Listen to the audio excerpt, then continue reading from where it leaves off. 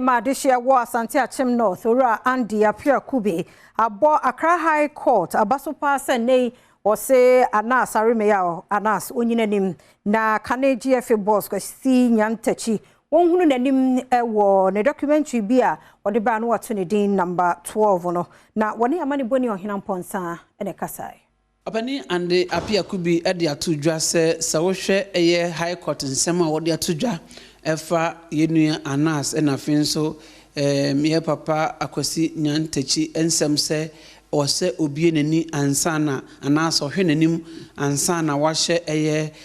mansotwe ada wontem no a ono chires ohun se eye kwan papa so ehia se obuhu se nipa no a ogina box mu edin no a yatwero docket so no oni sa nipa no enti se wait e de beto wasema wo kan so sometimes e wi onim kura judge no betimi hu se asema kwa yikin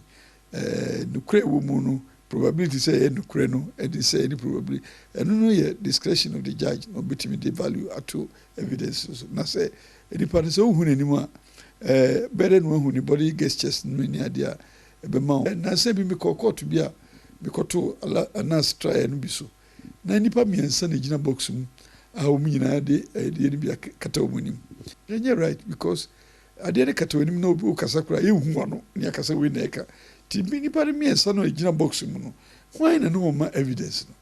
enti se ekofa se ye kata Anas su bebre sa antino ehu hia se ye be ma yehu nipa we ma evidence there na che se ye undermine capacity of the accused person and the lawyer and even the court. Litu jase esa ne se perepere yo na kanko ewo mramu ntinom ense se ye kase asamasi ana obentin de ewo se ye kra ne se na mo obia no eye baako ewo emra nanim